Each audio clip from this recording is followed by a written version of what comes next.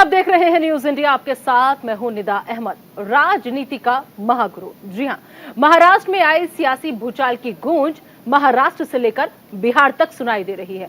महाराष्ट्र की राजनीति के छत्रप शरद पवार को बिना भनक लगे अजीत पवार महाराष्ट्र के डिप्टी सीएम बन गए और इस पूरे घटनाक्रम के बाद एनसीपी के दोनों गुट एक दूसरे पर हमलावर हैं।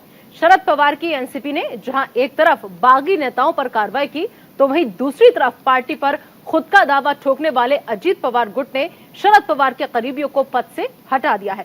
इस पूरे सियासी हलचल के बाद बिहार में भी सियासी खेला होने की अटकलें तेज हो गई हैं। बीजेपी नेता सुशील कुमार मोदी ने दावा किया है कि बिहार में भी महाराष्ट्र जैसे हालात बन सकते हैं। महाराष्ट्र में नेता विपक्ष अजीत पवार के सरकार में शामिल होने के बाद सुशील मोदी ने कहा कि बिहार में भी सत्ताधारी पार्टी जेडीयू में टूट होगी।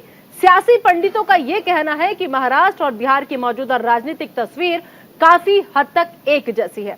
अब ऐसे में एक के बाद एक सियासी भूचाल के बाद 2024 को लेकर चुनावी तस्वीर क्या बनेगी और चुनावी रणनीति का महारथी कौन साबित होगा, राजनीति का महागुरु कौन है, इन तमाम मुद्दों पर, इन तमाम सवालों पर करेंगे बातचीत, करेंगे चर्चा। लेकिन उससे पहले आपको ये रिपोर्ट देखनी बेहद जरूरी है।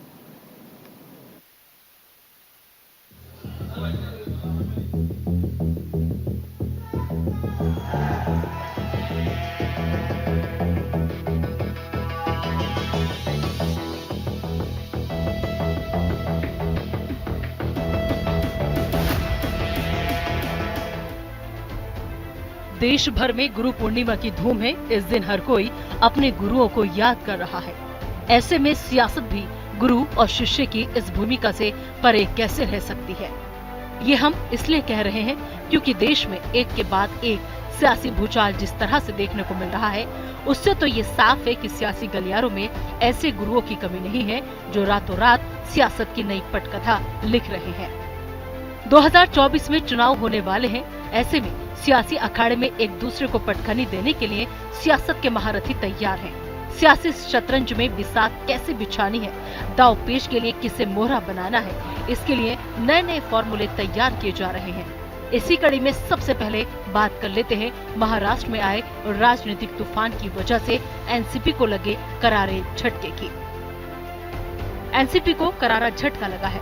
अजीत पवार ने अपने सियासी गुरु और चाचा को जिस तरह से पटखनी दी है, राजनीति के जानकार भी हैरान हैं। महाराष्ट्र की राजनीति में बड़ा उलटफेर हो गया। कुछ ही घंटों में नेता विपक्ष अजीत पवार शिंदे फडणवीस सरकार में शामिल हो गए और डिप्टी सीएम पद की शपथ ले ली, जिसके बाद शरद पवार लगातार बीजेपी को लेकर हमलावर हैं और अपने बयान में पीएम मोदी, गृह मंत्री अमित शाह पर लगातार निशाना साधते नजर आ रहे हैं और कह रहे हैं कि ये गुगली नहीं राबरी है। जी पक्षाची भूमिका त्यापेक्षा वेगळी भूमिका घेतली। उद्याच्या 6 तारखेला मी महाराष्ट्राच्या पक्षाच्या काही प्रमुख लोकांची बैठक ही बोलवलेली होती आणि त्या बैठकीमध्ये काही प्रश्न उपस्थित केले गेले होते। संघटनात्मक बदल करण्याच्या संबंधीचे त्याचा विचार करणार होतो। शरद पवार की पार्टी में हुई इस टूट के बाद बिहार में नीतीश सरकार में टूट को लेकर भी अटकलें तेज हो गई हैं। एलजेपी और प्रमुख चिराग पासवान ने सीएम नीतीश कुमार पर हमला बोला, कहा कि उनको पार्टी टूटने का डर लग रहा है।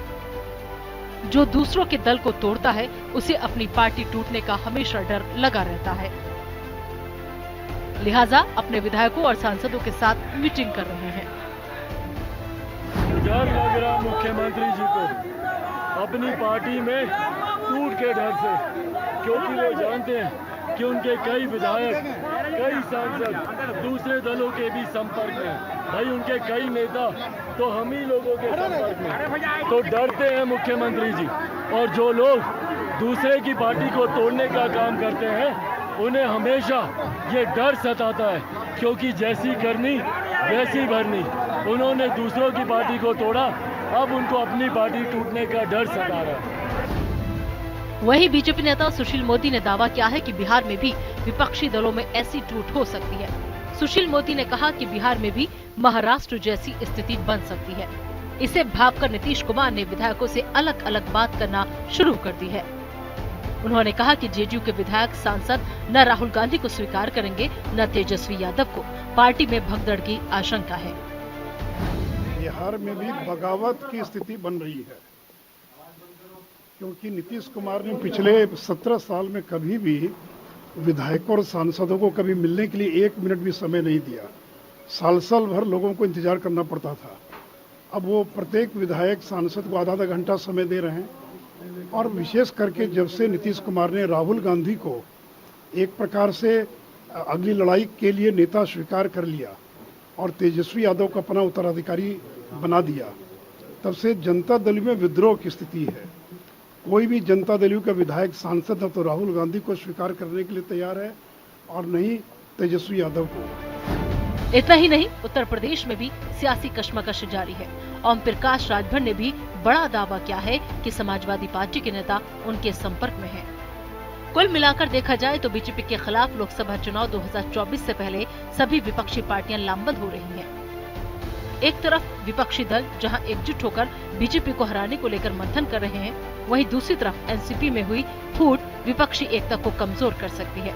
बीते दिनों पटना में हुई विपक्षी दलों की बैठक में शरद पवार भी शामिल होने पहुंचे थे, लेकिन विपक्षी एकता की बात करने वाले शरद पवार को अपनी पार्टी में टूट की भनक तक नहीं लगी। राजनीति के जानकारों का कहना है कि शरद पवार को चित करने के लिए देवेंद्र फडणवीस ने जाल बिछाया है।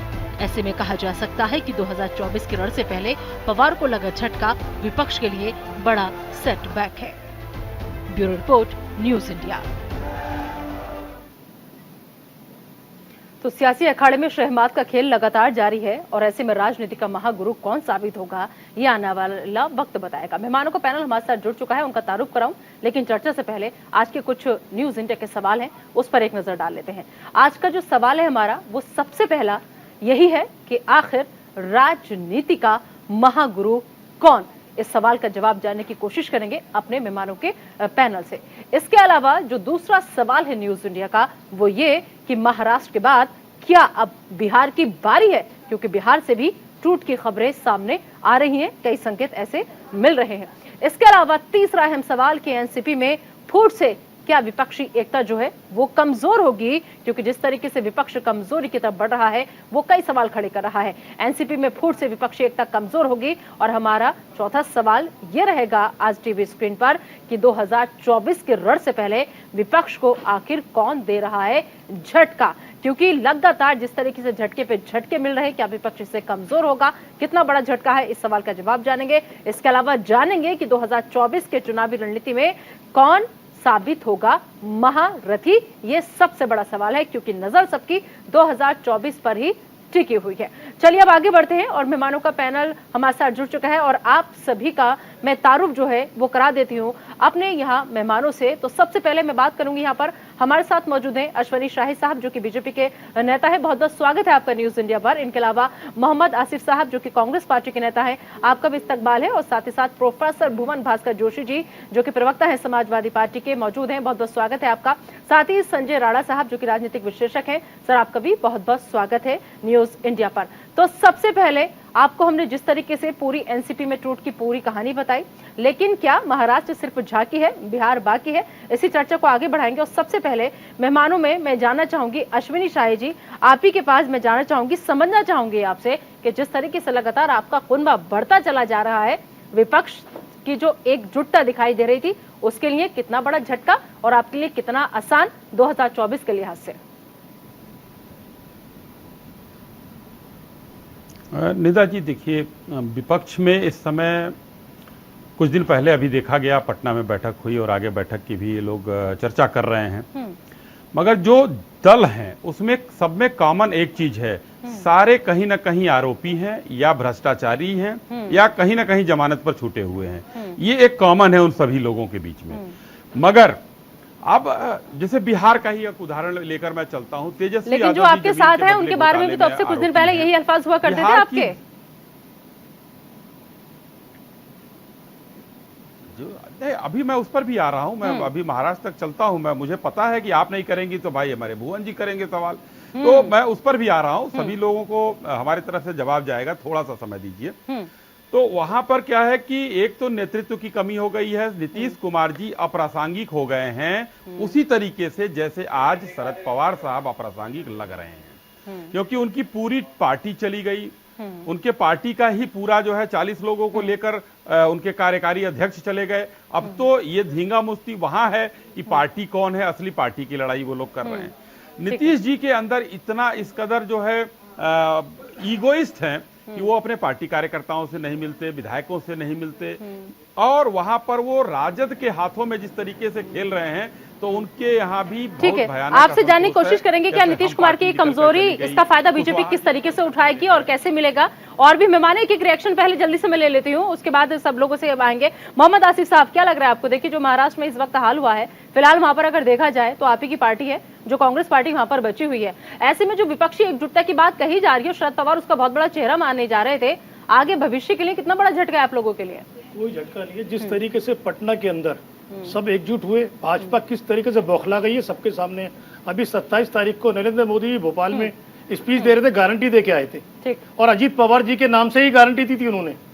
इतनी बड़ी गारंटी दी उन्होंने, ये कह के गारंटी मैं दे रहा हूँ, गारंटी है ये। उन्होंने साबित कर दिया गारंटी क्या है। उन्होंने कहा जो भी भ्रष्टाचारी है भाजपा में है उसको जेल जाने से मैं रोकूंगा, ईडीआई उसके घर नहीं आएगी, मैं रोकूंगा।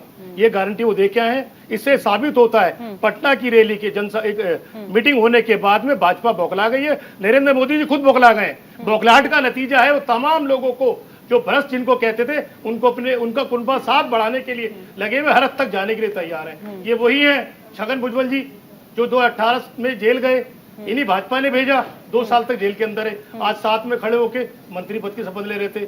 बहुत सारे ऐसे लोग हैं। ये कैसी बौखलाहट है कि वो आप ही के लोगों को तोड़ रहे हैं, आप ही के कुनबे में सेंधमारी कर रहे हैं, अपना कुनबा वो लगातार बढ़ा रहे हैं। तो ये बौखलाहट है कि उनका आत्मविश्वास है कि हम जिसे चाहेंगे उसे ले लेंगे अपने साथ। उनका आत्मविश्वास इतना बढ़ चुका है, जितने भ्रष्टाचारी उनके पास है उन्हें मालूम है ईडी किसके लिए काम कर रही है, उनके लिए काम कर रही है। आज की तारीख में अगर सबसे बड़ा कोई गुरु है तो ईडी है। जब चाहती है एफआईआर कर देती है, जब चाहती है उसे ठंडे बस्ते में डाल देती है। सरकार के कहने पे जो काम कर रही है ईडी, उसकी तारीफ करनी होगी सरकार को बचाने के लिए और भाजपा को मजबूत करने के लिए और देश की जनता को धोखा देने के लिए। इसी का नतीजा है जो हमने महाराष्ट्र में कल देखा है, और उम्मीद करते हैं आगे चलता रहेगा, सिलसिला बढ़ता रहेगा। 24 से पहले ये चलता रहेगा। तो अगर ये सब कुछ ऐसे चलता रहेगा आसिफ साहब, तो 24 तक आते आते तो बिल्कुल अकेले रह जाएंगे आप, सब पूरा सुपड़ा साफ हो जाएगा। अकेला कोई नहीं रहेगा। देश की जनता हमारे साथ होगी, देश की जनता इन तमाम नेताओं के साथ होगी, और ये कुनबा दिन पर दिन बढ़ता जाएगा, ना कि भाजपा के जैसे लोग का हाल होगा। ठीक है, समाजवादी पार्टी के प्रवक्ता से अगला सवाल है। प्रोफेसर भुवन भास्कर जोशी जी हमारे साथ मौजूद हैं। जोशी साहब, क्या समाजवादी पार्टी पर भी कोई फर्क नहीं पड़ रहा महाराष्ट्र की स्टूट का? क्योंकि देखिए कहा जा रहा है महाराष्ट्र अभी सिर्फ झांकी था, बिहार अभी बाकी है। निगार जी, आज पहले तो मैं आपके चैनल के माध्यम से पूरे देश को, आपके दर्शकों को गुरु पूर्णिमा की बधाई देना चाहता हूं। और जहां गुरु पूर्णिमा है तो हमें याद आते हैं गुरु, राजनीति में गुरु शिष्य की परंपरा है, और आज जो परंपरा है वो परंपरा है माननीय आडवाणी जी और माननीय हमारे देश के प्रधानमंत्री मोदी जी। क्या गुरु शिष्य की परंपरा करी? सबसे पहले उनको मार्गदर्शक मंडल में भेजने का काम करा। कल हमने देखा किस प्रकार अजीत पवार साहब ने अपने राजनीतिक गुरु शरद पवार को धोखा देने का काम करा। तो ये गुरु शिष्य की नई परंपरा आज भारतीय जनता पार्टी ने एक नई देश में बना दी है, देश की राजनीति में बना दी है। क्योंकि जैसा गुरु माननीय मोदी जी ने अपने आडवाणी जी के साथ करा, अगर बीजेपी ने वही सब कुछ किया और उसी को अगर आप सब लोग पार्टियां भी दोहराएंगे तो फिर आप उनसे अलग कैसे हो गए? अब मैं आ जाता हूँ आज के बुनियादी मुद्दे पर, जिसके लिए आप लोगों ने चर्चा करने का काम करा। जैसा कि हमारे साथी ने भी बताने का काम करा कि जो बिहार की जो एकता है, उससे भारतीय जनता पार्टी के साफ लग गया कि अब उनकी वापसी 2024 में नहीं हो पा रही है। क्योंकि अगर वोट परसेंटेज की बात करें तो विपक्ष का जो वोट है वो लगभग 64% के करीब है, और एनडीए का 36% के करीब है। टोटल एनडीए का, बीजेपी प्लस उनके अलायंस का। तो निश्चित तौर पे उनको पता चल गया कि जब 64% एक तरफ है और लगातार जो इनके वादे हैं 14 में जो इनके वादे थे, घोषणा पत्र में जो इनके वादे थे, 15 लाख की बात इन्होंने कही थी, 2 करोड़ नौकरी की बात इन्होंने कही थी, काला धन लाने की बात इन्होंने कही थी, और बहुत सारी जो बातें करके आए थे वो निश्चित तौर पे धरातल पे नहीं उतर पाई। तो इनको लग चुका है कि इनका बोरिया बिस्तर बच चुका है। और एक डिवाइड एंड रूल की जो लेकिन policy- इतना करने के बावजूद भी आप इस बात से इनकार नहीं कर सकते कि लगातार कुनबा उन्हीं का बढ़ रहा है, मजबूती उन्हीं को मिल रही है और आपके अपने ही लोग जाके उन्हें मजबूत कर रहे हैं। आप इस बात को समझ क्यों नहीं रहे कि जो विपक्षी एकजुटता थी उसमें अब कैसे सेंध लगाई बीजेपी ने? आप खुद देखिए, अगर वो महाराष्ट्र में खेला कर सकते हैं तो बिहार में भी कब हो जाए नहीं पता, क्योंकि शरद पवार भी लगातार हर मीटिंग का हिस्सा थे, हर बात का हिस्सा थे, और अभी भी वो ये कह रहे हैं कि राहुल गांधी खड़गे के साथ है। चलिए मैं आपसे आऊंगी, आप जवाब लूंगी, लेकिन अब एक अगले गेस्ट और उनको ले आते हैं चर्चा में। संजय राणा साहब, राजनीतिक विश्लेषक हैं आप। जिस तरीके से पूरा महाराष्ट्र में सियासी घटनाक्रम घटा और अब उसके बाद साफ साफ आज सोशल मोदी आते हैं और कह जाते हैं कि बिहार में भी कई लोग ऐसे हैं जो उनके संपर्क में हैं। क्या लग रहा है, क्या वाकई में महाराष्ट्र सिर्फ झांकी था और बिहार अभी बाकी है? क्या लग रहा है? Good evening Nidan, good evening to my fellow panelist. देखिए ऐसा है कि आज गुरु पूर्णिमा है और एक कहावत बहुत पुरानी है, गुरु गुड़ रह गया और चेला शक्कर बन गया। तो वैसे कुछ नजर आया था कल बिहार में, कल महाराष्ट्र में, आने वाले समय में हो सकता है बिहार में नजर। जहां तक बिहार की आप बात करती हैं, वही नीतीश कुमार है जो अपने बल पे, जब से इन्होंने पॉलिटिक्स स्टार्ट की 2005 से चीफ मिनिस्टर है, आप देख लीजिए कि उनका कुनबा कम होते जा रहा है, सीट दिन पे दिन कम होती चली जा रही है। अब ये बताइए आरजेडी उनको ढो रही है कि नहीं ढो रही है? ढो रही है। अब ये बताइए आरजेडी के साथ अगर गठबंधन बनता है, कांग्रेस के साथ गठबंधन अगर बनता है बिहार के अंदर, तो ये बताइए जो विधायक या हमारे जो एमपी जीत के आए जेडीयू से, उनके लिए राजनीतिक खतरा है कि नहीं खतरा है? तो भाई राजनीतिक खतरा जब होगा तो अपने दूसरा खाना ढूंढेगा। किसी भी व्यक्ति को खतरा होगा तो दूसरी जगह ढूंढता है, एक नौकरी जाएगी तो दूसरी नौकरी ढूंढेगा।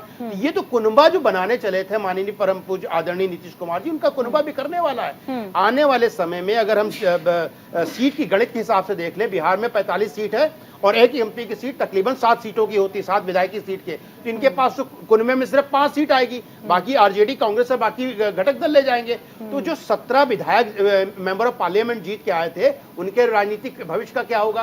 तो राजनीतिक भविष्य को अपने सजोने के लिए, राजनीतिक भविष्य को सिक्योर करने के लिए कहीं ना कहीं दूसरे पार्टी की तरफ जाएंगे। और ये भी जान लीजिए कि आज के दिन में नीतीश कुमार का अस्तित्व बिहार के अंदर खत्म हो गया है। वो तो किसी तरह अमर बेल बने हैं, आरजेडी के कंधों पे अपना जीवन यापन कर रहा है, और जीवन यापन करने वाले के साथ लोग ज्यादा दिन नहीं रहते हैं, चाहे अपने हो चाहे गैर हो। तो कुछ मतलब आरजेडी जेडीयू में कोई भी अगर टूट या फूट होती है तो उसका फायदा सीधा सीधा बीजेपी लेना चाहिए। विपक्ष का जो भी वहां पे विपक्ष में बीजेपी है, तो कोई ना कोई फायदा तो उठाएगा ही उठाएगा। बिल्कुल, दो बिल्लियों के झगड़े में बंदर तो मजे लेगा ही लेगा, तो मजे ले रहा है। क्या अश्विनी शाही है हमारे साथ? आप किसको कह रहे हैं? नहीं, हमारा कहावत है ये। अश्विनी शाही जी हमारे एक प्रवक्ता हैं भारतीय जनता पार्टी के, एक कहावत मैंने बोली है, अगर मुस्कुरा रहे अश्विनी जी, समझ गए। नहीं, दो बिल्ली जब झगड़ा करती हैं तो समझदार जो होता है, हमारे हिंदू धर्म में बंदर को हनुमान जी का रूप कहा जाता है, तो हनुमान जी तो भाई खाएंगे प्रसाद। इतनी काबिलियत से आपने अपनी बात संभाल ली यहाँ पर राणा जी। नहीं, संभालने वाली बात नहीं है, हमारे धर्म में बोला जाता है हनुमान का रूप। संजय भाई ऐसी बात नहीं कह रहे थे। जी जी जी ठीक है। अश्विनी जी क्या देखिए, जिस तरीके से अब चलिए हम थोड़ा आपकी पार्टी पे, व्यक्ति जो होगा और राजनीतिज्ञ जो होगा, बिल्कुल ठीक है, आपकी पार्टी पे आ जाते हैं। अश्विनी जी खबरें कुछ ऐसी भी आ रही हैं, कुछ आप थोड़ा क्लियर कर पाएंगे क्या कि दिल्ली तलब किया गया है महाराष्ट्र के मुख्यमंत्री को? क्या सीएम भी बदला जा रहा है क्या? ऐसी कुछ अटकलें हैं क्या? देखिए अभी ऐसी तो कोई चर्चा नहीं समझ में आ रही है। अभी तो हमारी सरकार वहां ठीक से चल रही है। कल और हमारे ताकत में इजाफा हुआ है, तो इसमें ऐसी कोई मुख्यमंत्री बदलने की अभी कोई ऐसी चीज नहीं है। लेकिन राजनीति है, राजनीति में कोई किसी भी संभावना से इनकार नहीं किया जा सकता है। शिंदे साहब अभी भी बहुत बेहतर मुख्यमंत्री की तरह काम कर रहे हैं और मुझे लग रहा है अगले चुनाव तक उन्हीं के नेतृत्व में चुनाव होगा और इसी हम आज जो है जो हमारा युति है, इसी युति के साथ हम चुनाव लड़ने जाएंगे। जी ठीक है। लेकिन मैं एक बात और कहना चाहूंगा, अभी संजय भाई ने कुछ बात कहा, उसको थोड़ा सा मैं आगे बढ़ाऊंगा। निदा जी मुझे 30 सेकंड दीजिएगा। जी ठीक है। मुझे याद आ रहा है कि महाराष्ट्र में जिस तरीके से चाणक्य कहा जाता है शरद पवार साहब को, आज मैंने पहले अप्रासंगिक कहा, लेकिन दूसरी बात मैं कहना चाहूंगा उनके साथ कि कभी भी आज तक वो अपने बदौलत सरकार के में 100 सीट तक नहीं पहुंच पाए हैं। सबसे ज्यादा उनकी सीट जब से उनकी पार्टी बनी थी, मुझे याद है 7 लोकसभा की सीट, शायद ये 5 लोकसभा की सीट थी उनकी, 54 विधानसभा में सीट है। तो इस तरीके से सीटें जो है उनकी बहुत ज्यादा नहीं रही और न अपने बदौलत वो सरकार बना पाए। वहां पर जो स्थितियां बनी, भारतीय जनता पार्टी और शिवसेना की युति थी, स्पष्ट बहुमत हम लोगों को मिला था, लेकिन जनता के साथ छल करके जिस तरीके से महागठबंधन वहां बनाया गया, एक महाविकास आघाड़ी का निर्माण किया गया, वो उस जनता के जनादेश का अपमान, देखिए निदा जी, उस जनादेश का अपमान इन लोगों ने किया क्योंकि युति को उस जनता ने वोट दिया था, वो समझने वाली बात है। और इतिहास दोहराता है अपने आप को। यही 1978 में 40 विधायकों के साथ माननीय पवार साहब ने बसंत दादा पाटिल की सरकार गिराई और आज उनके भतीजे ने 40 विधायकों के साथ ही बगावत किया है। जनाब चाणक्य का दर्जा दे रहे हैं शरद पवार को, लेकिन आज पोस्टर जो है वहां पर देवेंद्र फडणवीस के लग रहे हैं और उनको उन पोस्टर्स में चाणक्य बताया जा रहा है।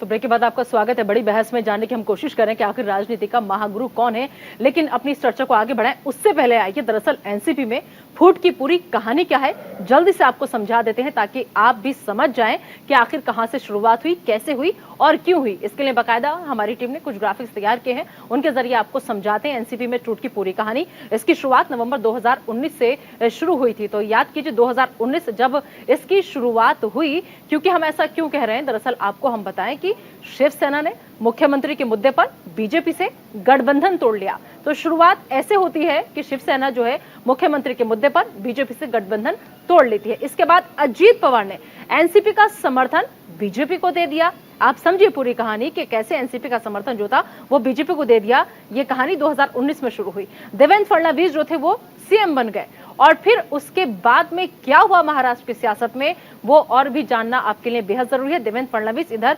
मुख्यमंत्री पद पर बैठ जाते हैं, सीएम बन जाते हैं, लेकिन अजीत पवार ने डिप्टी सीएम के पद की शपथ ली थी उस वक्त भी, क्योंकि डिप्टी सीएम की उन्होंने पद की शपथ ली और आज भी, कल भी उन्होंने यही किया, डिप्टी सीएम पद की शपथ ली और ठीक 5 दिन के अंदर ही उस वक्त एनसीपी ने अपना समर्थन जो था वो वापस ले लिया, जिसके बाद महाराष्ट्र की दिक्कतें, सरकार की दिक्कतें शुरू हुई और देवेंद्र फडणवीस की सरकार जो थी वो गिर गई। जाहिर सी बात है, जब समर्थन मिला वो वापस ले लिया गया तो सरकार का जाना तय था, लिहाजा देवेंद्र फडणवीस की सरकार गिर गई। अब ऐसे में एनसीपी, शिवसेना और कांग्रेस ने मिलकर अपनी सरकार बना ली और तब से ये लोग लगातार साथ में थे, एनसीपी, शिवसेना और कांग्रेस।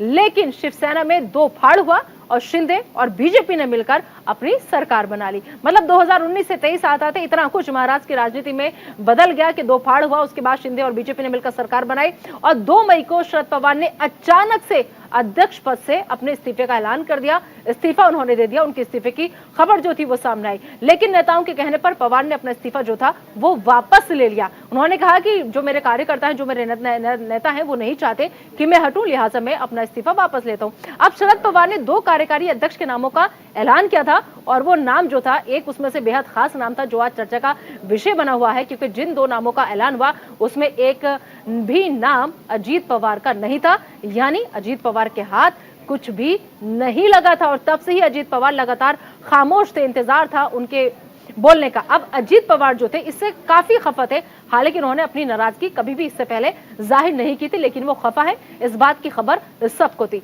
अब अजीत पवार ने शरद पवार के खिलाफ बगावत कर दी और उस बगावत का नतीजा हमने कल देखा कि कैसे एकदम से अचानक से हलचल हुई, इतनी बड़ी खबर हुई और लेकिन शरद पवार ये कहते रहे कि उन्हें कानो कान खबर तक नहीं हुई। अब महाराष्ट्र में अजीत पवार ने डिप्टी सीएम पद की शपथ ली और अपने साथ साथ वो बाकी और लोगों को भी ले गए। तो एनसीपी में टूट की पूरी कहानी आपको हमने बताई और चलिए अब आगे बढ़ते हैं और रुक करते हैं अपने मेहमानों का जो लगातार हमारे साथ यहाँ पर मौजूद है। तो ब्रेक पर जाने से पहले हम बात कर रहे थे अश्विनी जी से, लेकिन अब ऐसे में कांग्रेस का रुक जाना बेहद जरूरी हो जाता है। मोहम्मद आसिफ साहब, जिस तरीके से जो टूट हुई है वहां पर आपको क्या लग रहा है कि शरद पवार कितना अकेले पड़ गए, या फिर शरद पवार के साथ आप आगे कितना और बढ़ पाएंगे? क्योंकि जो शरद पवार अपने आप को नहीं संभाल पा रहे, अपनी पार्टी के लोगों को नहीं संभाल पा रहे, अपने करीबियों को, अपने चहेतों को नहीं रोक पा रहे, ऐसे में वो बाकी और लोगों को कैसे बताएंगे कि आप आइए और विपक्ष का साथ दीजिए और हम सब एकजुट हैं? शरद पवार जी कल भी मजबूत थे, आज भी मजबूत है और कल भी मजबूत रहेंगे। जिस तरीके से अजीत पवार जी गए, जिस तरीके से और लोग भाजपा के अंदर जाके मिले, प्रभु पटेल जी गए जिनके खिलाफ 22 के अंदर एक प्रॉपर्टी के साथ अटैच किया गया, दाऊद के साथ में नाम उनका, उसके बाद से वो भी बीजेपी के रडार पे थे। ये तमाम वो लोग हैं जो भाजपा में गए हैं, ज्यादातर जिनके खिलाफ ईडी कार्रवाई कर रही थी, उस कार्रवाई का नतीजा भाजपा में चले गए। अब शायद ईडी कोई कार्रवाई ना करे जब तक वो मुख्यमंत्री बन जाए, शायद कल को उन्हें जरूरत ना महसूस हो बीजेपी को शिंदे साहब का इस्तीफा कराने का, क्योंकि चर्चा ऐसे ही लग रही है शिंदे साहब जल्दी ही सीएम पर छोड़ने वाले हैं कि उनसे भाजपा सीट वापस ले लेगी। क्योंकि भाजपा को मालूम है किसी भी तरीके से उद्धव ठाकरे के खिलाफ भाजपा लड़ नहीं पा रही है, उन्हें कमजोर होती जा रही है। उन्होंने कहा ये साथी हमारा बहुत कमजोर है, दूसरे को तोड़ा जाए, दूसरे को ईडी पे काम पे लगाया जाए। उन्होंने काम पे लगा दिया और उसका नतीजा हमारे सामने कल महाराष्ट्र के अंदर आया। किस तरीके से बिहार के अंदर हमने देखा भाजपा कमजोर होने लगी। जब भाजपा कमजोर हो 4-5 दलों से मिले, एक ऐसे दल से मिले जिसको उन्होंने पीठ में छुरा घोपा। चिराग पासवान जी बोल रहे थे किस तरीके से उनकी पार्टी के अंदर फूट कर दिया, चाचा भतीजे अलग करा दिए। नहीं तो वो आप लोगों को, जो आपकी विपक्ष की एकजुटता थी, आपके लोग थे, उन्हें समझाने में कामयाब कैसे हो जाते हैं और आप रोकने में कामयाब नहीं हो पाते? तो ये कहीं ना कहीं कमी तो हमारे अंदर है ना, हमारे घर की कमी है कि हमारे घर के सदस्य अगर दूसरे घर का दरवाजा खटखटा के उसके घर में उसके परिवार का सदस्य बन रहे तो कमी हम में है। हिंदुस्तान की जनता को दिखाई दे रहा है किस तरीके दुरुपयोग हो रहा है संस्थाओं का, किस तरीके से बंगाल के अंदर हुआ, किस तरीके से असम के अंदर हुआ। तमाम लोगों के नाम आए और नाम आने का सब खत्म हो गए। ये तो जोशी साहब, क्या वाकई में बीजेपी डर दिखा रही है? ईडी का, सीबीआई का डर की वजह से ये तमाम लोग बीजेपी का दामन थाम रहे हैं, या फिर लग रहा है कि अभी हमारा कुछ नहीं हो सकता, आएगी तो बीजेपी? ये लोगों की सोच गलत है कि आज बीजेपी आएगी। बीजेपी किस तरीके से चुनाव हार रही है, कमजोर हो रही है, उसी का नतीजा है बीजेपी ईडी का डर दिखा के लोगों को साथ जोड़ रही है। ठीक है जोशी साहब, आपसे मेरा सवाल था। निदा जी, महाराष्ट्र की घटना से पहले हमें जरूर मध्य प्रदेश को याद करना पड़ेगा। किस प्रकार एक लोकतांत्रिक तरीके से चुनी हुई सरकार को भारतीय जनता पार्टी ने निरस्त करने का काम करा और किस प्रकार लोकतंत्र की हत्या करने का काम करा। इसको आप कह सकते हैं महाराष्ट्र को मध्य प्रदेश के बाद की ये दूसरी पिक्चर है जो कल रिलीज हुई है। और उसमें आप पाएंगे कि वो लोग जो अभी तक भ्रष्टाचार के, जिनके बारे में आपके चैनल ने भी दिखाया, पूरे देश के चैनलों ने दिखाया, जो माननीय उप मुख्यमंत्री जी हैं फडणवीस साहब, वो कह रहे थे अजीत पवार जी के लिए कि चक्की पीसिंग, लेकिन कल आपने देखा भारतीय जनता पार्टी की वॉशिंग मशीन में आकर बिल्कुल साफ सुथरे होकर निकले अजीत पवार साहब। छगन भुजबल साहब जिन पर भ्रष्टाचार के आरोप थे, वो निश्चित तौर पे भारतीय जनता पार्टी में आके बिल्कुल पवित्र होने का काम करा। ये देश की जनता देख रही है और वही तय करेगी। आज आपने जो चर्चा चलाई है, जो आपने आज इसका शीर्षक रखा है कि गुरु कौन है, मैं आपसे कहना चाहता हूं इस देश की 140 करोड़ की जनता इस देश की सबसे बड़ी गुरु है, जो ऐसे लोगों को, जो लोकतंत्र को तोड़ना चाहते हैं, जो लोक संविधान को खत्म करना चाहते हैं और देश को खत्म करना चाहते हैं, ऐसे लोगों को जवाब देने का काम करेंगे। राणा साहब, जिस तरीके से सियासी दांवपेच लगातार चल रहे हैं और 24 तक अभी ये चलेंगे भी, बहुत कुछ ऐसा होगा जो जिस पर यकीन करना मुश्किल होगा, हैरानी होगी, लेकिन पार्टी को परेशानी भी होगी, लेकिन ये सब कुछ होगा 24 तक, ये तो तय है। लेकिन क्या वाकई में मोहरा कोई और है? अगर महाराष्ट्र की हम बात करें यहाँ पर, जैसे कि अभी खबर ये है कि शायद सीएम भी बदला जा सकता है, लग रहा है कि मोहरा कोई और है। देखिए, राजनीति में कोई चीज परमानेंट नहीं होती है, कभी भी कुछ भी बदलाव हो सकता है, कभी भी कुछ भी खेला हो सकता है। जहां तक बात हो रही है कि मुख्यमंत्री को बदलने की, देखिए ऐसा है कि मुख्यमंत्री बदले भी जा सकते हैं, अगर जरूरत पड़ेगी तो सरकार मुख्यमंत्री बदलेगी, और भारतीय जनता पार्टी ने कई बार दिखाया है। अभी हमारे काबिल मित्र बोल रहे थे कि भारतीय जनता पार्टी को 37% वोट मिले और विपक्ष को 64। पता नहीं कौन सी गणित और कहां से पढ़ के आते हैं, मुझे नहीं पता है। टोटल वोटिंग जो हुआ था 67% हुआ था, सारे विपक्षी मिला करके तकरीबन 36% वोट पाए थे, यानी बीजेपी से कम, इंक्लूडिंग कांग्रेस की बात कर रहे हैं। अब ये बोल रहे थे कि ईडी का डर दिखा रहे हैं। हम तो हमारे काबिल मित्र से पूछा जाते हैं, अखिलेश जी तो सबसे बड़े सूबे के सबसे बड़े नेता हैं, उनको खिलाफ ईडी क्यों नहीं कार्रवाई करता है? अभी कुछ महीने पहले उनके खिलाफ सीबीआई का केस खारिज कर दिया गया। तो जो भ्रष्टाचार करेगा उसके ऊपर कार्रवाई होगी। जहां तक अजीत दादा पवार की बात होती है, नरेंद्र मोदी जी ने ये तो नहीं बोला उनके पे सारे केस खत्म हो गए, या भारतीय जनता पार्टी का कोई नेता तो नहीं बोला। नंबर 3, भाई वो भारतीय जनता पार्टी नहीं ज्वाइन किए, वो एनसीपी ही है, और एनसीपी एक एनडीए में अलायंस के रूप में आई है। जहां तक कार्रवाई का काम है, कार्रवाई चलती रहेगी। येदियुरप्पा जी पे भी आज तक सुप्रीम कोर्ट में केस है, केस चल रहा है ना भाई, इसको खारिज तो नहीं किया गया। हाँ, अश्विनी जी से एक सवाल है। हाँ ठीक है, आएंगे आपके पास। अश्विनी जी से एक सवाल है। अश्विनी जी, अब तो आज तो नाम बता ही दो आप कि आखिर रेन पाउडर का नाम क्या है? देशभक्ति। कौन सा पाउडर है जो आप छिड़कते हैं और सब कुछ धुल जाता है? भारतीय जनता पार्टी नहीं, मैं बता रहा हूँ निदा जी, बहुत ही महत्वपूर्ण सवाल है आपका। ये रिन पाउडर और कुछ नहीं है। ये देखिए, पहला तो ये विपक्ष की बौखलाहट है। आज अभी संजय राणा जी ने भी कहा और मैं भी कह रहा हूं कि कहीं भी हिंदुस्तान में आप देखिएगा, जब से भारतीय जनता पार्टी आई है, किसी एक के ऊपर ये लोग बता दें कि हमने जांच रोकी हो। संस्थाएं जांच करती हैं, भारतीय जनता पार्टी का कोई उसमें नहीं है। 14-15 दलों के लोग सुप्रीम कोर्ट गए कि संस्थाएं गलत कर रही हैं, भाजपा के दबाव में कर रही हैं। सुप्रीम थप्पड़ पड़ा, वापस आए, जाओ तुम लोग सब लोग जो है जांच कराओ, अपनी संस्थाएं ठीक काम कर रही हैं, कहीं गलत नहीं कर रही। फिर भी बेशर्मी है विपक्ष के बीच में। लेकिन आज मैं कहना चाहता हूं, बड़ा नाम लेते हैं, येदियुरप्पा जी के खिलाफ जो है जो केस चल रहे हैं भ्रष्टाचार के मामले में, वो बरी हो चुके हैं। सीबीआई ने केस उनका बरी कर दिया है, उनको जांच हुई, जांच में बरी हुए। लोग पहुंचते हैं आसाम के माननीय मुख्यमंत्री जी कहीं आरोपी नहीं थे। ये लोग आरोपी बताते हैं, भ्रम फैलाते हैं, वो गवाह हैं। उनके ऊपर आरोप कोई हो तो निकाल कर दिखा दे हमको आपके चैनल के माध्यम से। तीसरी चीज मैं बताना चाहूंगा कि आज एक बड़ा उलट एक चीज हो रहा है निदा जी। पहले के समय में जब हम विपक्ष में थे, तब सत्ता पक्ष के ऊपर हम गमले में गोभी कोई उगाता था, कोई 2G, जीजाजी, 3G करता था। सारे आरोप सत्ता पक्ष पर होते थे। और आज देखिए, जितने आरोप हैं सब विपक्ष पर हैं। कोई जमानत पर छूटा है, कोई सजा याफ्ता है, कोई कुछ भी है, किसी को सजा हो गई है। ये उल्टा हुआ है इस समय। और आज मैं आपको कोई जवाब देना चाहना, आसिफ जी जल्दी महाराष्ट्र पे जवाब दीजिए, उसके बाद थोड़ी सी बात बिहार की भी करेंगे। 10 सेकंड और निदा जी पूरा कीजिए अश्विनी जी। निदा जी 10 सेकंड, ठीक है, पूरा अभी गुरु दक्षिणा की बात वो कर रहे थे ना, गुरु पर्व की बात हमारे जोशी साहब। मैं कहना चाहूंगा कि माता पिता प्रथम गुरु होते हैं, और माननीय मुलायम सिंह जी का जिस तरीके से माइक छीना, वो कौन सी गुरु शिष्य परंपरा थी? पूरे देश ने देखा और डांट के बैठा दिया था। उस गुरु शिष्य परंपरा के वाक आप लोग हैं कि जो अपने पिता का सम्मान नहीं कर सकता, और आज गुरु पूर्णिमा पर उनका प्रवक्ता देश को भाषण दे रहा है। ये हम आपको बताना चाह रहे थे जी। ठीक है, आसिफ जी जल्दी से। मैं कहूंगा, असम के मुख्यमंत्री पे इन्होंने आरोप लगाए थे, अजीत पवार पे इन्होंने आरोप लगाए, तमाम जो लोग इनके पास गए तमाम और भाजपा के लोगों ने लगा। यानी कि ये लोग झूठ बोलते हैं, झूठे लोग हैं। ये बात अपने चैनल पे कह रहे भाजपा के नेता कि हमने कुछ नहीं कहा, किसी असम के लिए कुछ नहीं है। यही वो लोग हैं जो कानून का दुरुपयोग करते हैं। कानून का दुरुपयोग हमने अभी फिलहाल देखा, दिल्ली पुलिस ने किस तरीके दिल्ली के अंदर एक एमपी को बचाने के लिए उसको बुलाया तक नहीं गया। ये आप ही के प्रेशर में काम करते हैं ना। कोर्ट ने एफआईआर करी, दिल्ली पुलिस एफआईआर नहीं कर पाई। तो यही तो नतीजा है कि आप लोग देखिए ना, दिल्ली पुलिस ने क्यों बुलाया खुले तौर पे, जब वो कांग्रेस के द्वारा का नतीजा है। आपकी हिम्मत नहीं, आपके पास सारी 150 एमपी ऐसे जिनके ऊपर घनीन अपराध के मुकदमे हैं, तमाम कोई एमपी को एमएलए को आपको नहीं बुलाती। भाजपा के नेता के ऊपर एमपी एमएलए कोर्ट ने 9 साल के अंदर सजा दी हो, बरी करने के अलावा दूसरा काम किया हो। ठीक है, जल्दी से जोशी साहब जी।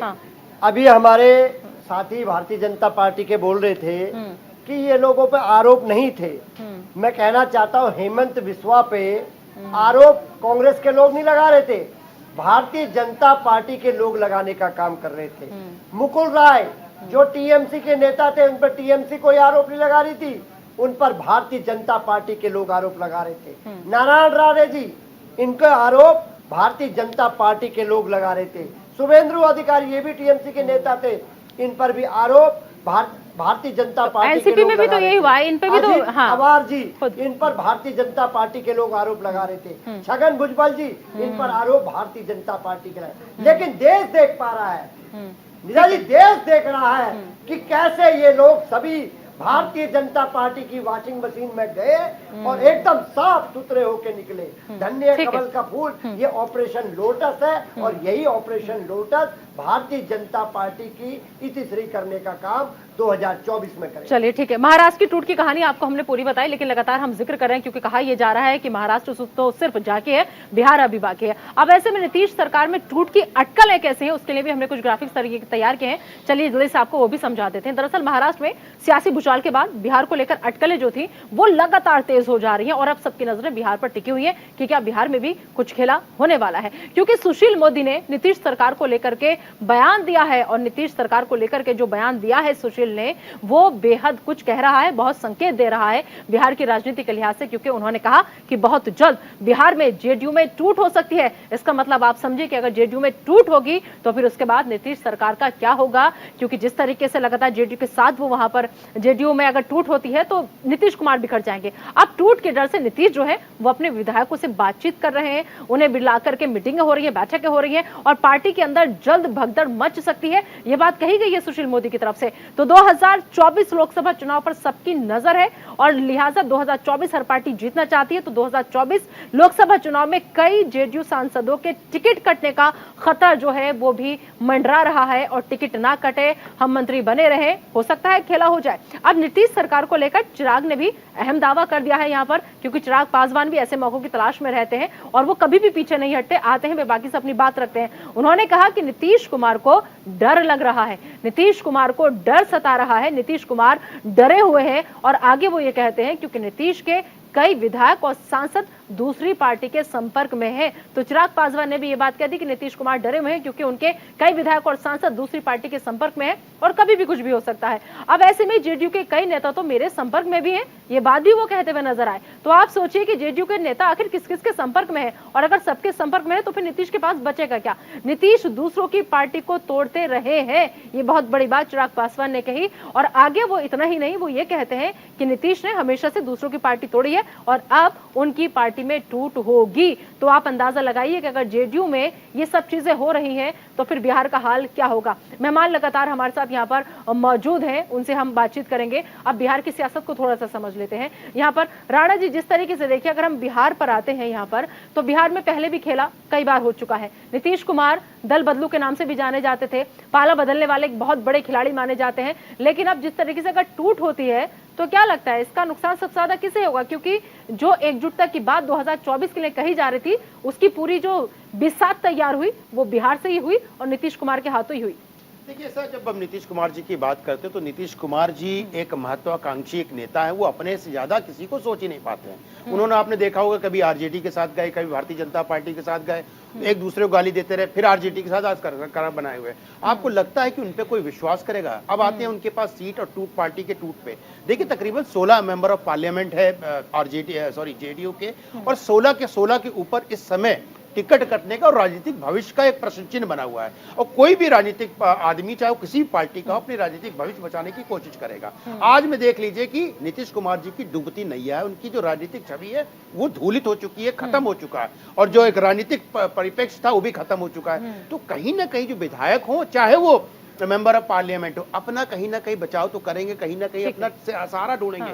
अब देखिए आरजेडी सबसे बड़ी पार्टी है वहां पे आज के दिन में, तो आरजेडी के साथ कितनी सीटें जाएगी? अभी आपको मैंने 2 मिनट पहले जब पीछे आपको आपने क्वेश्चन पूछा, हमने गणित बताया, इनके पास 5 सीट से ऊपर आएंगी नहीं और 5 में कितना जीतता है ये बड़ा प्रश्न चिन्ह है। ये हो सकता है 5 के 5 हार जाएं, तो ये भी एक समस्या है। तो आरजेडी, अगर आप बात करेंगे जेडीयू की, तो जेडीयू खत्म हो चुकी है और ये जो नीतीश कुमार साहब हैं, ये पिछले 2-2.5 साल से किसी से नहीं मिले थे। अचानक इनको मोह आ गया है, सारे विधायकों को बुला रहे हैं, मेंबर ऑफ पार्लियामेंट को बुला रहे हैं मिलने के लिए। इसमें कोई कुरेज नहीं, हो सकता आरजेडी में कई लोग चले जाए, हो सकता है बीजेपी में कई लोग आ जाए और हो सकता है चिराग पासवान के साथ कई लोग चले जाएंगे। हर आदमी अपना राजनीतिक भविष्य बचाने की कोशिश कर रहा है और डूबती नैया में कोई भी नहीं बैठना चाहता है। सब लोग डूबती नैया से कूद करके बचाव करना चाहते हैं, वही होने वाला बिहार में। ठीक है आसिफ जी, क्या वाकई में कोई गलती तो नहीं होगी बहुत बड़ा चेहरा बना करके नीतीश कुमार को? गलती का भुगतान भाजपा ने किया है। किस तरीके से किया, जब बिहार के अंदर चुनाव हुआ, जब तीनों पार्टियां मिलकर चुनाव लड़ी, भाजपा का किस कदर कितना बुरा हाल हो गया था। भाजपा 28% वोट में सिमट गई थी। अब ये कहना कि 5 के 5 हार जाए, ऐसा ना भाजपा 40 की 40 हार जाए, ये डर भाजपा को बिहार के अंदर सता रहा है। इसीलिए भाजपा तमाम उन लोगों को जिन्होंने उनका नुकसान पहुंचाया, जिनमें सबसे बड़ा दल चिराग पासवान है, जिनको तोड़ा किसने, भाजपा ने। डर लग रहा है उन्हें नरेंद्र मोदी अमित शाह का नाम लेते हुए कि उनकी पार्टी तोड़ी किसने। वो विलेम ठोक रहे हैं नीतीश कुमार के ऊपर, जबकि तोड़ी भाजपा ने। चाचा को ले गए अलग भाजपा, मंत्री बनाया भाजपा ने, ठिकड़ा बोलना सारा जेडीयू के ऊपर। तो बिहार के अंदर ये गठबंधन इतना मजबूत है कि भाजपा पूरी तरह डरी हुई है। वो डर का नतीजा सता रहा है। जिन लोगों को लग रहा है टिकट कटेंगे, वो भाजपा की शरण में जा रहे हैं और शरण में जाके चुनाव लड़ेंगे। उन्हें मालूम वहां जाके हार जाए, कम से कम कैंडिडेट तो रह जाएंगे। नहीं तो ये विश्वास भरोसा आप अपने लोगों को दिला क्यों नहीं पा रहे कि कुछ भी गलत नहीं होगा आपके साथ, आप हमारे साथ ही रहिए और इसी राजनीति को हम आगे बढ़ाएंगे और आप सब लोग सेफ रहेंगे। ये भरोसा आप लोग दिखा क्यों नहीं पा रहे, जता क्यों नहीं पा रहे उन लोगों पर? नहीं, हम तो, हमारा तो पूरा भरोसा है लोगों को, जितने बिहार के लोग हैं तमाम जेडीयू पे भरोसा है, आरजेडी भरोसा है, कांग्रेस पूरे गठबंधन पे भरोसा है। भरोसे का नतीजा है बीजेपी बौखलाहट में। ये बौखलाहट का नतीजा हमने देखा ना किस तरीके से सुशील मोदी बयान दे रहे हैं। ठीक है, चिराग पासवान के दावे पर भास्कर जोशी जी आपका क्या कहना है? देखिए, मैं कहना चाहता हूँ चिराग पासवान जी को थोड़ा इतिहास को पढ़ लेना चाहिए। ना तो जेडीयू ने ना जनता दल ने उनकी पार्टी तोड़ने का काम करा। ये जो डिवाइड एंड रूल वाले लोग हैं, जो भारतीय जनता पार्टी के लोग हैं, जिनका एक ही उद्देश्य होता है किसी प्रकार तोड़ो, धर्म को तोड़ो, जाति को तोड़ो, पार्टी को तोड़ो, लेकिन सत्ता प्राप्त करो। निश्चित तौर पे चिराग पासवान को धोखा देने का काम, और ये हनुमान खेलते रह गए। चिराग पासवान जी, मैं तो मोदी जी का हनुमान हूँ, और उनके जो पार्टी के सांसदों को चुरा के भारतीय जनता पार्टी के लोग ले गए। और निश्चित तौर पे जो हमारे साथी ने भी कहा है, वहां पर जेडीयू, कांग्रेस और जनता दल यूनाइटेड, जनता दल, इनका एक इतना बड़ा समीकरण है कि भारतीय जनता पार्टी को लगा है कि सबसे पहले अगर हमारा सूर्यास्त कहीं से होगा तो वो बिहार से होगा, क्योंकि नीतीश जी ने जो लगातार वहां पर काम खड़ा करने का काम करा, वहां सारे विपक्षी दलों को एक मंच पर लाने का काम करा। इससे भारतीय जनता पार्टी की बौखलाहट आदरणीय प्रधानमंत्री से लेकर और नीचे सभी कार्यकर्ताओं वो तो बिल्कुल संतुष्ट है इस चीज से। हाँ, ठीक है संजय जी। हमारे मित्र ने बोला कि बड़ी बौखलाहट है। ये बताइए, जितने के जितने पार्टी के नेता वहां पे 16-17 पार्टी के नेता एकत्रित हुए थे 23 तारीख को पटना में, ये बताइए वो जनता के लिए इकट्ठा हुए थे? नहीं ना। जनता की महंगाई के लिए इकट्ठा हुए थे? नहीं ना। जनता की समस्या के लिए इकट्ठे होते? नहीं ना। वो अपने लिए इकट्ठा हुए थे कि भैया मोदी को हटाना है, नहीं तो हमारी ईडी जो हमारी धरातल खत्म हो रही है वो भी खत्म हो जाएगी, और हमने जितना चोरी करके कमाया है वो खत्म हो जाएगा। इनसे पूछना चाहते 5 सेकंड में इनसे पूछ लीजिए, माननीय मुलायम सिंह यादव 1970 में साइकिल पे चलते थे, आज उनके बेटे के पास ऐसा कौन सा चिराग का पासवान चिराग आ गया है जिसको रगड़ने के बाद मर्सिडीज निकलती है और मर्सिडीज का काफिला निकलता है? तो ये कहीं ना कहीं भ्रष्टाचारी नहीं है? कौन से नेता भ्रष्टाचारी नहीं है? क्लास 10 पास किया हुआ आदमी मर्सिडीज में चल रहा है। कहां से मर्सिडीज आ गई है? हम लोग कमा कमा के थक जाते हैं, ईएमआई भर के थक जाते हैं। जोशी जी जल्दी से जवाब। जोशी जी जल्दी से जवाब। साइकिल से मर्सिडीज, देखिए हम लोग वहाँ पर क्यों इकट्ठा हुए थे, बहुत अच्छा। अरे साइकिल से मर्सिडीज में बताइए, आपके पास कौन सी मशीन है? अलादीन का चिराग है जिससे मर्सिडीज निकल रही है। आप सब क्यों इकट्ठा हुए थे वो हम सब ने देखा। बाहर जब तक थे तब तक मोदी को हराना है, मोदी को हराना है, अंदर जाकर के राहुल को दूल्हा बनाना है, बस ये बात हुई थी। निदा जी, बहुत स्पष्ट बात है, हम लोग वहाँ पर क्यों इकट्ठा हुए थे। यही तो बौखलाहट का कारण है भारतीय जनता पार्टी का। मर्सिडीज नहीं बताएंगे, बौखलाहट पे आ जाए। जल्दी से सर, वक्त कम है, ठीक है, बोले दीजिए जल्दी। ठीक है, अश्विनी जी से भी फिर एक रिएक्शन आपको बताना चाहता हूँ हम लोग वहाँ पर क्यों इकट्ठा हुए थे। ये जो लड़ाई है, ये लड़ाई बड़ी है, और ये लड़ाई है देश को बचाने की, संविधान को बचाने की और लोकतंत्र को बचाने की। मैं आपसे पूछना चाहता हूँ निदा जी, क्या बताइए आप, क्या कल महाराष्ट्र में क्या हुआ? जो महाराष्ट्र में हुआ क्या लोकतंत्र के लिए हित में? मैं आपसे पूछना चाहता हूँ मध्य प्रदेश में जो सर, अगर आप मुझसे पूछेंगे तो मैं पहले अपना घर संभालूंगी, मैं अपने परिवार के सदस्यों को संभालूंगी, मैं उन्हें इकट्ठा करके अपने घर के बच्चों को घर में रखूंगी। हो गया था कि अपने भतीजे को भूल गया, उस पार्टी का तो टूटना संभव था ही और होना ही था। देखिए, मैं आपसे कहना चाहता हूँ भारतीय जनता पार्टी अपने ये कार्यकाल में आप कितनी सीट कांग्रेस को दोगे उत्तर प्रदेश में? जो हमारी कितनी सीट? लास्ट एक मिनट में अश्विनी शाह जी का एक आखिरी कमेंट ले लेते हैं। अश्विनी जी, आज की राजनीति में, भारतीय राजनीति में, देखिए एक वक्त था जब अडवाणी जी को चाणक्य कहा जाता था राजनीति का, आज किसे मानती है बीजेपी?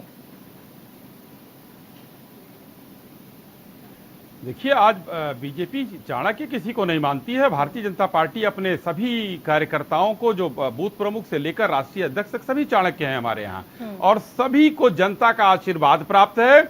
और जनता को हम बताने की बात कर रहे हैं कि ये पटना में किस लिए इकट्ठे हुए थे। वहीं पर दिखाई दिया कि किस तरीके से केजरीवाल जी भागकर चले गए। सीताराम येचुरी जी बोलने जा रहे थे तो ममता बनर्जी जी भागकर चली गई। ममता बनर्जी जी बंगाल पहुंची तो उन्होंने कांग्रेस को गाली दिया। अधीर रंजन चौधरी ने कहा चोरों की पार्टी है। तो ये सब पूरे देश ने देखा है।